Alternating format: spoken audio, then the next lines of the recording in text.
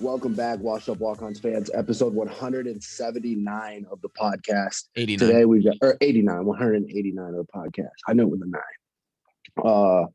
Today we have very little new news to talk to you about from the Iowa football front necessarily, but what we do get to talk about is my guy Joe Weezy being the best player in the Big Ten when he wants to be, the most efficient scorer that the Big Ten has to offer.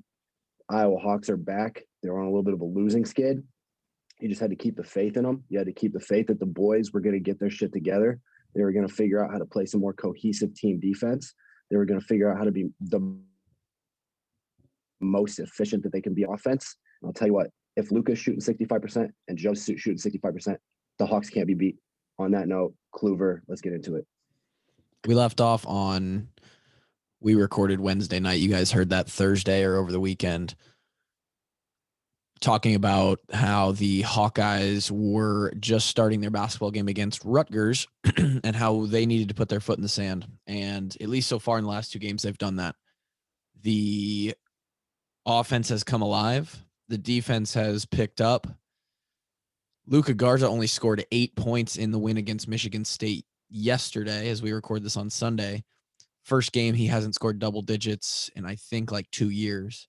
But it didn't matter because Iowa put on an absolute clinic and did something that they have never done to Michigan State at Michigan State. They beat them by 30, which is quite honestly insane. The game against Rutgers was a nice little bounce back. Again, we had talked about it. They lost 4 out of 5. Had a nice return. Wieskamp went off. I think what I said in that podcast on Thursday was we have to have somebody with that killer instinct. Somebody has to step up and just put the foot down and say, enough is enough. Like, I'm going to go play. I'm going to do my thing. I'm going to take over. We have that. The kid's leading the team in scoring over the past 3 weeks. And Yeah. I know that Luka is typically our number one scorer. And probably for this team to be best, Luka has to be our number one scorer because in the long run, he's going to be the most efficient. Like for Joe to shoot 65, 70% every game is just impossible. Shooters can't do that. Right. But I mean, in stretches, man, if this kid gets hot, just get him the ball because he is en fuego. Do you think that that's true? Because I almost think that with what they did yesterday, 88 points, held Michigan State to 58 points. Michigan State didn't shoot all that great, of course. And you mentioned Iowa's shooting percentage just outside of what Guy Fieri would call out of bounds. I watch a lot of diners, drive-ins, and dives. But if they play like that, and I know it's not realistic, but maybe Luka having to be the guy that scores the most points isn't necessarily the case. Is he going to most of the time? Yes, because of, like you said, that percentage wise, he from the inside, dunks, layups, he's going to be the most efficient. But I don't know. Not to mention he's an above 40% 3-point shooter, and his mid-range game is like Tim Duncan-esque. Yeah, the fact that his 3-point shooting statistics are a wild ride in their own. It's dumb. I mean, he's put in the work. You saw it all summer, but maybe Joe Wieskamp can be the leading scorer on this team. Maybe Joe scores 25, Luka scores 22 a game, and that's the winning combination. Now, I don't think that there's ever a point total where you're like, well, if this guy scores this much, this guy scores this much, they're going to win. But Joe can definitely be the leading scorer. Like you right. hear the way that analysts talk about him and things like that. Like he's absolutely an NBA player. And a surefire NBA player can certainly be the leading scorer on any Division I team. But, I mean, we have I'm calling him the National Player of the Year last year. I don't give a fuck that Obi Toppin won it. So we've got basically the back-to-back National Player of the Year playing the position that you can single-handedly dominate the most in college basketball. And I just feel like we would be doing our team a disservice if Luka wasn't the leading scorer, but more the leading toucher of the ball. Yeah. I think that's the key here is as long as we're working it to him and he's opening up space, like I talked about last podcast. Because actually, in theory, defensively, if you want to shut Luka down, it's much easier to do that. And in hopes that our 3-point shooters go cold than it would be to shut all the 3-point shooters down, but leave Luka one-on-one and hope that Luka goes cold. So there actually is a formulation there where, again, the other team is really basing it on luck and hoping that J-Bo, Weezy, if CJ's in the game, you're on mute talking. My fault. That's in theory what the most dangerous part about our team is. Right. Is that we have that person that you have to double team down low, or he will wreck every single game that he's in. Right. And then we have the efficiency at scoring, at 3-point shooting, to back it up. Like, that's why I've been so excited about this team, is because there isn't an answer to how to stop them on defense as long as they play well. Yeah. Which is a little bit, it's going to be a wild ride in the postseason because, like you said, if the offense is hot, then even if almost regardless of the defense, if the offensive is hot, we're in every game. Listen, man, we're the most dangerous in the postseason because if we get our confidence up in the Big Ten tournament and we beat an Ohio State, we beat a Michigan, hopefully we win the Big Ten title. The Hawks haven't been able to pull that off in a while, but like, we have that type of team. If we win the Big Ten tournament, imagine I know Brady Ross thinks that momentum is fake, but think about the momentum that they've got as a team and the confidence that they got going into the tournament to play teams who likely did not play them this year, have only been able to scout them for 24 to 48 hours. They don't understand what's coming. They don't know what Luka offers. They don't actually know how to defend our offense. Like, we're really dangerous in the tournament against all the other conferences. Yeah, I agree. That point of a short scout, that's tough. That's really tough. Like going 1 week to 1 week, it's going to be where the other team throws on the film and they say, well, if this team shoots like they're capable of, we're fucked. I mean, we're fucked. That's all it is. That's the scout. So it's almost like the opposing team in the tournament, their game plan has to be, we're going to take a leap of faith. We are absolutely going to play the most aerobic game we've ever played. We don't care how our offense looks. We have to do everything we can defensively to slow this team down and hope that they go cold and then just squeak out enough. Now, some teams have enough firepower on the other side to run with the Hawks, play them tough defensively, force bad shots on our side, and then also be offensively potent. But you have to be really deep if you're going to run with the Hawks in the postseason. Because we're playing at least 9 players. I think Fran's comfortable going all the way to 10 on his bench with the freshmen. That's insane. Like, that's 50 fouls and a whole lot of fresh legs. Yeah. Highlighted by Nunji and Pat McCaff absolutely balling out from the bench the last couple games.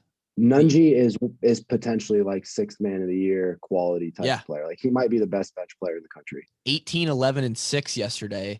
Had the best stat line of across the board of anybody. And if you just watch Nunji play on the offensive and defensive glass, he is so important to this team. Because, I mean, Luka can't play every minute. And if we're being honest, Nunji is a much better rebounder than Luka is because he's just a better athlete. And he has more gas because Luka's up and down running the floor, trying to get open every single offensive possession. Like, Nunji as an interior player for us on the glass specifically is like huge. And Patrick McCaffrey, he has really shown that like young guy growth in confidence.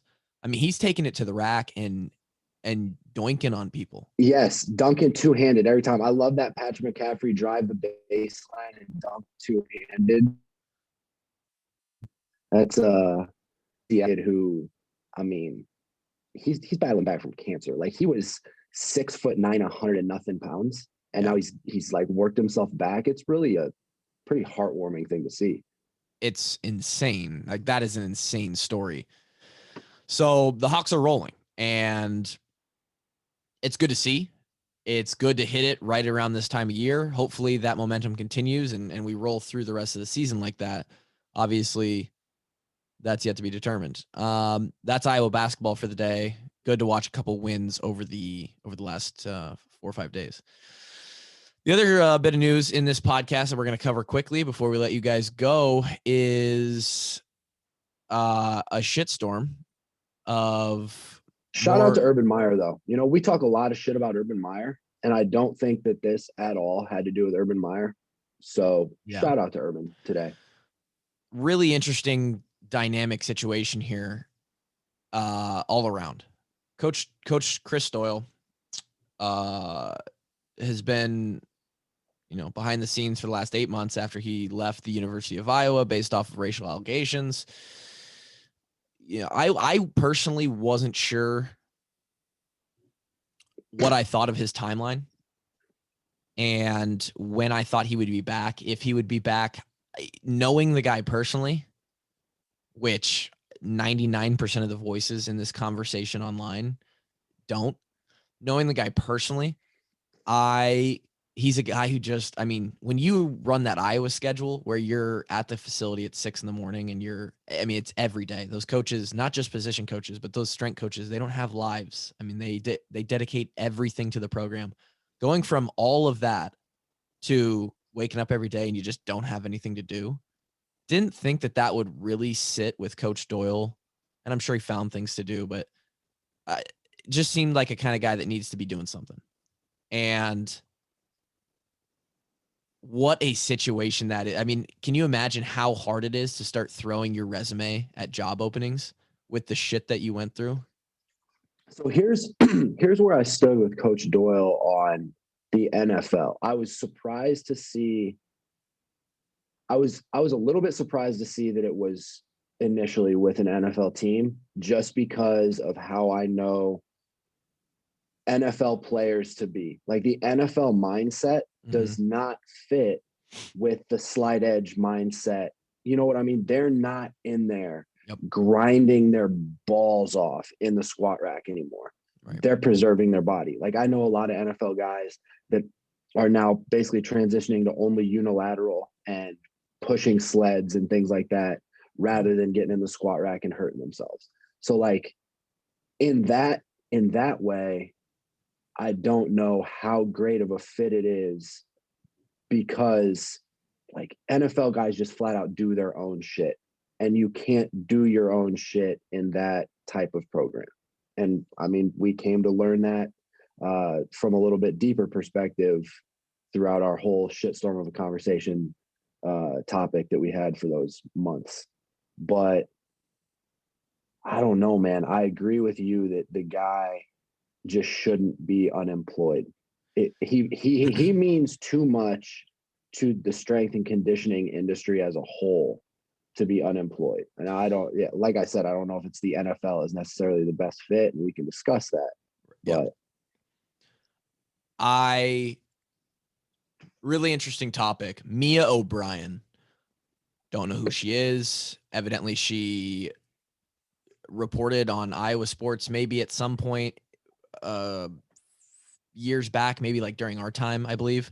And now somehow has made it to Jacksonville, where she is a local reporter for Jacksonville sports.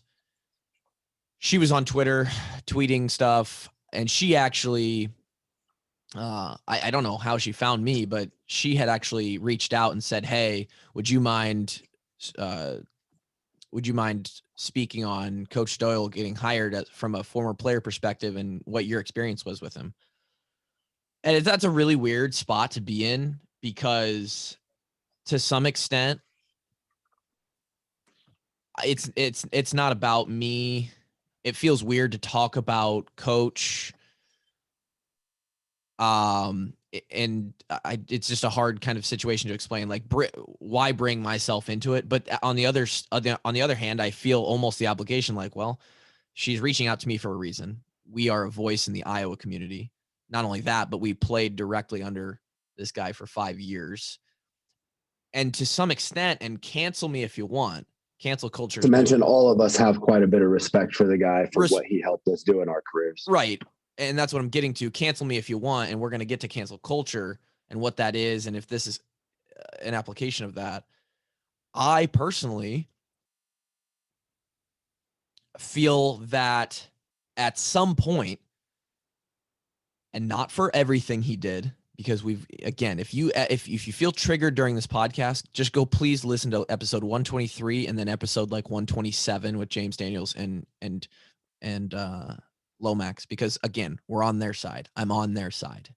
But Coach Doyle isn't just this guy where you open up his DNA and he's 100% bad.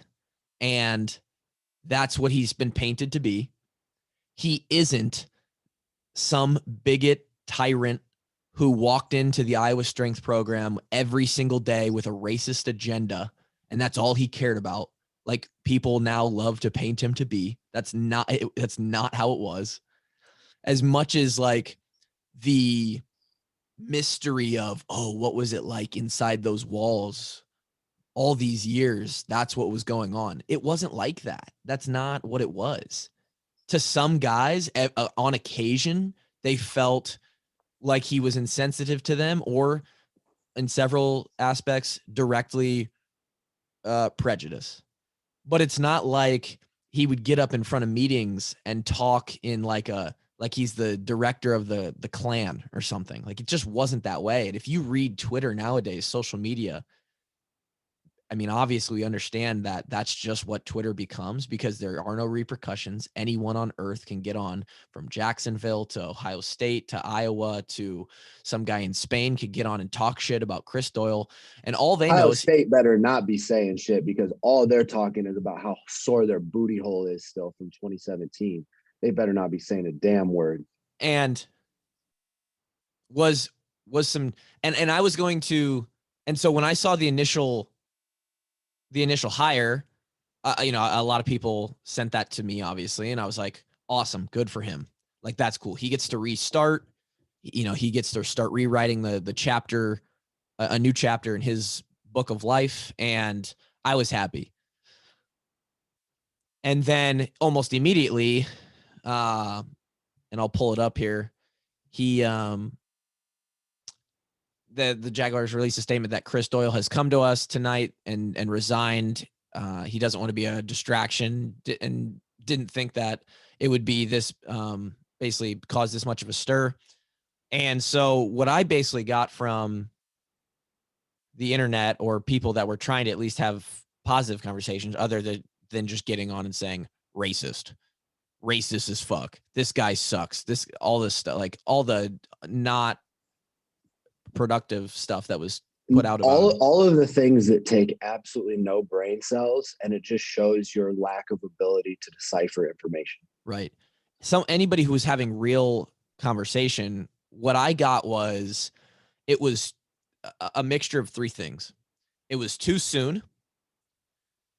It was failing upward. Which by the way, Kluver, you and me can talk about too soon. Fuck too soon. Yeah, I've got thoughts. It was too soon. He was failing upward. And I think the failing upward kind of encompasses two things. So it was too soon and he was failing upward. And I'd love to talk about both. First of all, too soon. And the assumption there is, Chris Doyle needs some amount of time, some arbitrary amount of time to, I don't know, everyone's going to have some kind of version of what they want him to turn into or change into. What is that? What is that amount of time, right? I mean, the man's 50 some years old. What is it? 5 years? What is it? 10 years? What amount of time now makes Chris Doyle not racist? Which, by the way, do you know the guy? Were you there? I love when people say, because in the court of law, do they just take one person's story? Like, does every story just get accepted as facts? In today's world, with the pressure that social media can put on an organization, it's guilty until proven innocent, man. which is asinine, dude. Look at the fucking court of law that we are all underneath, that we all trust with our entire lives. And in that situation, you're innocent until proven guilty. And in very severe matters, you have to be overwhelmingly, unequivocally guilty. Right. And here this guy is getting still crucified, trying to move on with his life, still getting crucified over, guilty until proven innocent. Now was Coach Doyle hard on us? Yes. Was he hard on his players? Yes. Did he ask a lot? Yes. Did he ask more than he should have? Maybe a time or two. Yeah, probably. And did my guy go over the line a few times? Certainly. Yeah. But did guess what? I've gone over the line many times too, and nobody's trying to fucking put me in a body bag. Did he say some things that were racially insensitive? Yeah, probably. Yeah, we went over that. We've been over that. Okay. As you sit here, if you're one of those people who tuned into this podcast, because I know there will be several, if you're one of these people who tuned in to hear the former white players who are on Chris's side talk about how nothing went wrong with Chris, he wasn't perfect. But as you sit there and listen, does your life look pure and white? No chance. Have you done everything right in your life? You know, you never said anything that was offensive to anybody, especially in a sense of, I think people forget he was in. Yes, it sounds wrong that it's an excuse that he was trying to motivate his players and get the best out of them. But when he was doing these things, he was trying to, it was his way of trying to individually motivate each person. And in some sense, get the best out of people. I wrote a statement that I almost put out on Twitter that I decided not to because I thought it would just cause too much shit. And again, people would just be able to throw that around, retweet it. And part of the statement was there a change in culture that was needed at Iowa? Yeah, probably. After I reflected on it over the last, like most guys who went to Iowa reflected over the last 8 months, there was some racially insensitive stuff that was in place from 1999. It's just the way they ran the program, and no one ever really changed anything. And with how progressive time goes on, at like how things change over time, culture and the feeling in the room has to change with it. And those things weren't linear in the sense of Chris Doyle and Iowa and the way that program felt. And it should have been, right?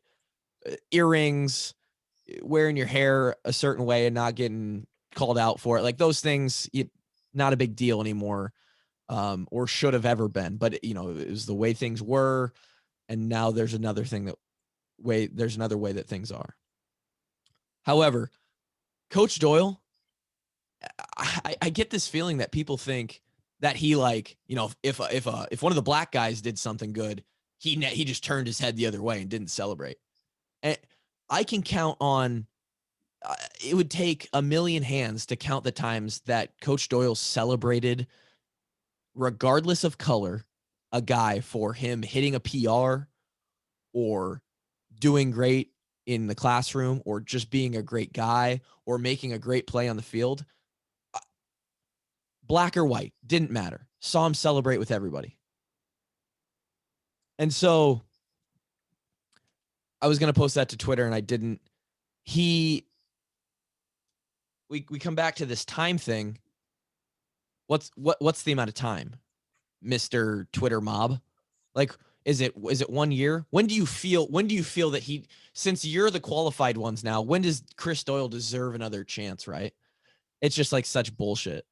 And two, and this is something I really hope people aren't trying to play the role of God and say that there are no second chances and things like that, because that's not anybody's choice to make. And I would be willing to bet, and a few people were like, when I tweeted out like, "Oh, we'll talk about this on the podcast," a few people tweeted out like, "Well, we'd rather hear from your black teammates."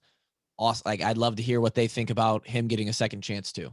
I would love to hear. I guarantee a bunch of those guys would say, "Yeah, Coach Doyle made some mistakes. He ran things a little a little off kilter than he should have, but he does deserve a second chance. You would be hard pressed in my mind to find any guy who even spoke out who would come to you right now and say, fuck that guy to the moon. He deserves to rot in hell forever. No one should ever hire him again. There might be a couple, maybe the guys on the lawsuit. Whoever Bobby Green and his bros are. Bobby Green in the squad. So the other one was, and I understand this one because people don't understand strength conditioning, but people see him moving from the University of Iowa to the Jaguars as failing upward, which in strength and conditioning is just not the case. A college job, a head college job is more important. And this gets back to what Drake was saying about how NFL guys kind of do strength conditioning and worry about their bodies in the offseason. An NFL strength and conditioning coach, which, by the way, he wasn't even the head strength conditioning coach. That wasn't his title. He was going to be director of sports performance. So there was a guy who was going to be in his role that he was at Iowa alongside him. He wasn't even going to be head strength and conditioning coach. It was a different ordeal. He wasn't going to be making nearly as much money. Not even close, I would imagine. A fraction. So he's not expanding his career there in any way. The NFL, because players have so much money, and you look at George Kittle, he works with a private strength conditioning coach in the offseason. He's not even in San Francisco. He lives in a different place. He lives as far away from San Francisco as you can possibly live in the United States almost. Right.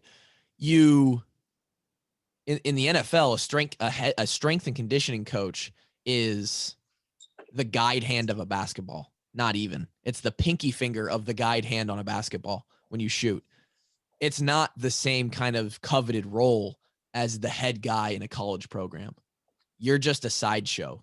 At Iowa, you're the main gig. It was KF and Coach Doyle. They ran that shit.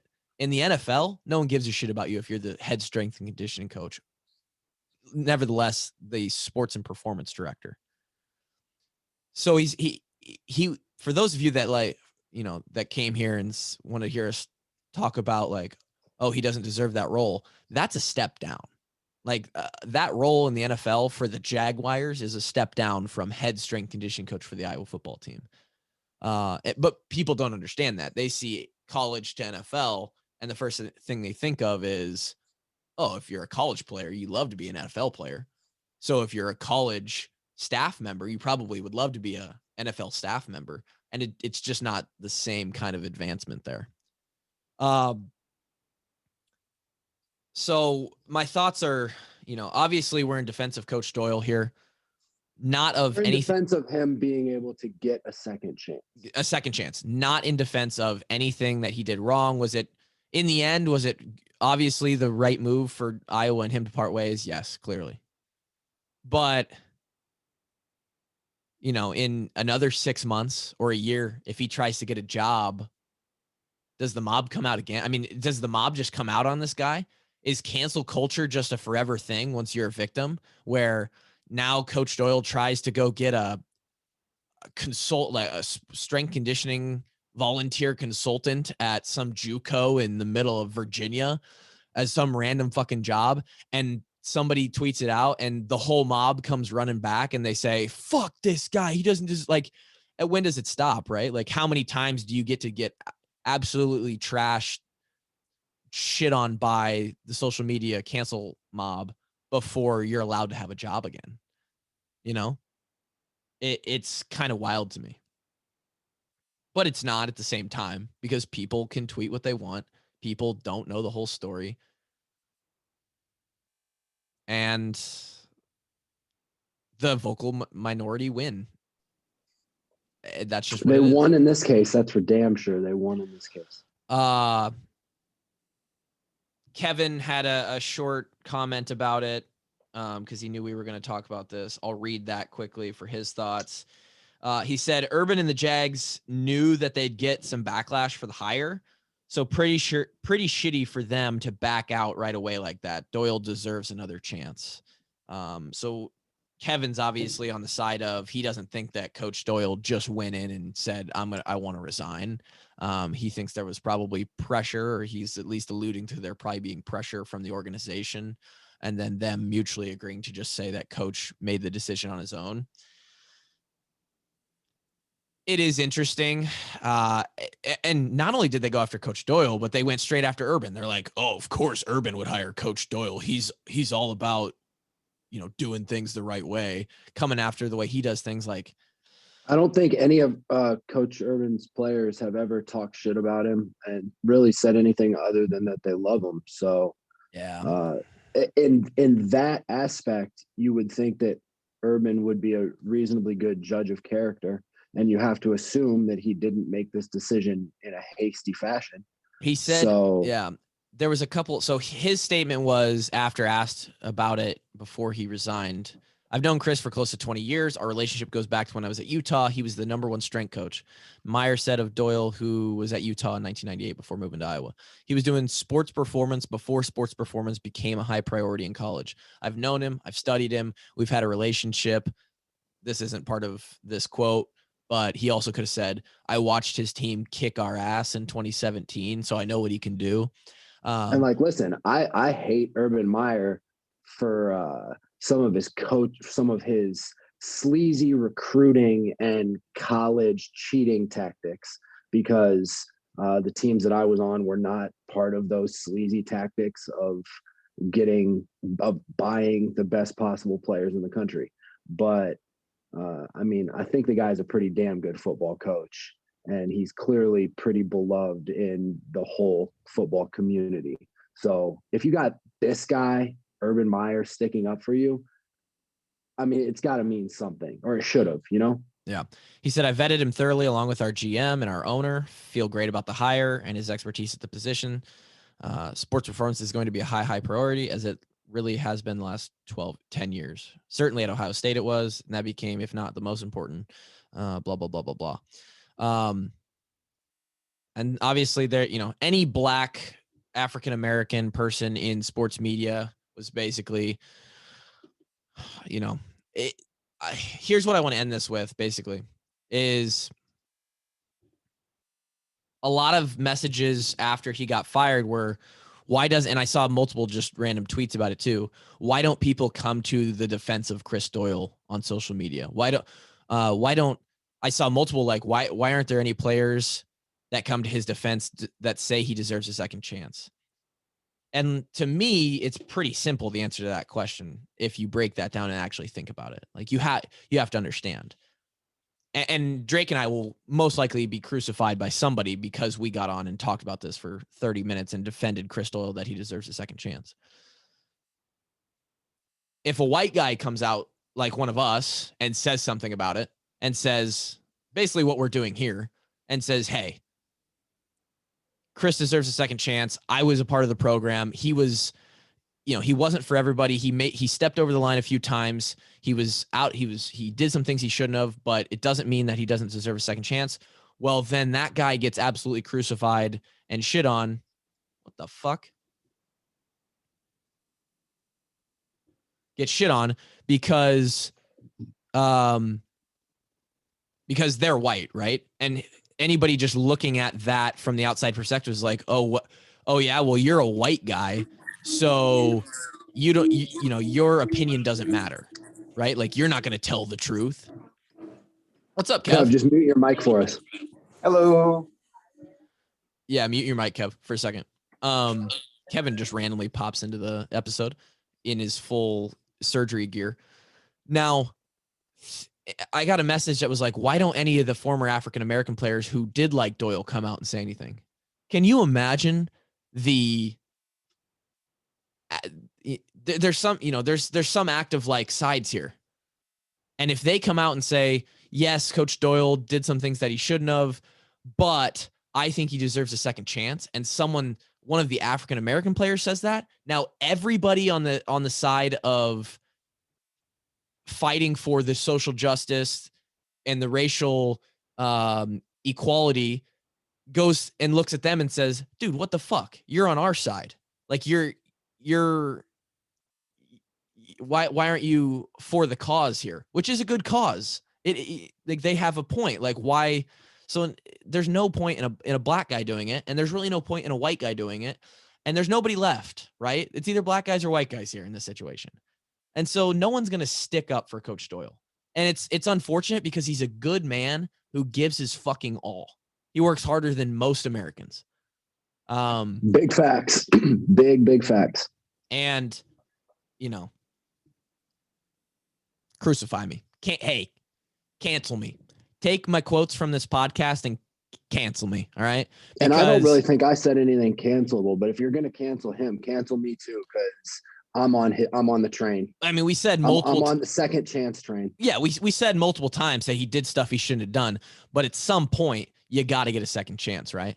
And if you want to call us names or just washed up, use our self-deprecation against us or say that we're talking on this just for this is a good one, that with the walk-ons are trying to stay relevant.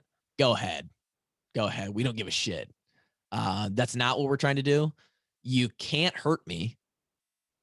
And ironically, Coach Chris Doyle is a huge part of why you can't hurt me, because that guy made me more mentally and physically tough than, I'm a steel trap, brother.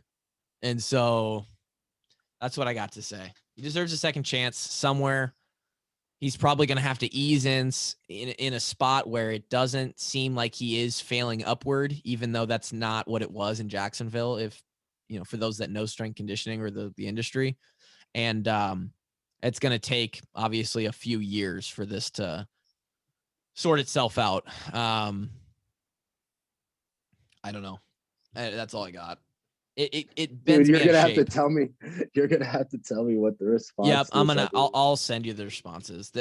I got it probably a little fiery there, but it hurts me that he got drugged through shit, and it hurt me that the players for 4 or 5 years had to deal with that as well. That some of the guys didn't feel comfortable, but it's not an eye for an eye here. Like, that's not how life works. You don't just, there's definitely no rule in life that says, okay, after these years of coach, kind of letting it go, letting things get to a point where they shouldn't have been, now because he made mistakes, well, for the next 10 years of his life, everyone purposefully gets to get away with just absolutely sending him to the firestorm, and there's no repercussions. So it sucks, but we'll see. I don't know where he ends up or how long it takes, but that's all I got. Anything else? Nah, dude, I'm all out of fucks to give. Yeah, I am too. 189. We've got a Super Bowl champion coming on in the next couple episodes, so stay tuned for that. We love you guys. Message me if you ever have any questions about the situation. I know basically everyone out there is like, hey, what are your thoughts on it? I'll respond. Don't message me if you don't message Drake because he doesn't have fucking Twitter. And I won't respond. 189. Have a great fucking week. Peace.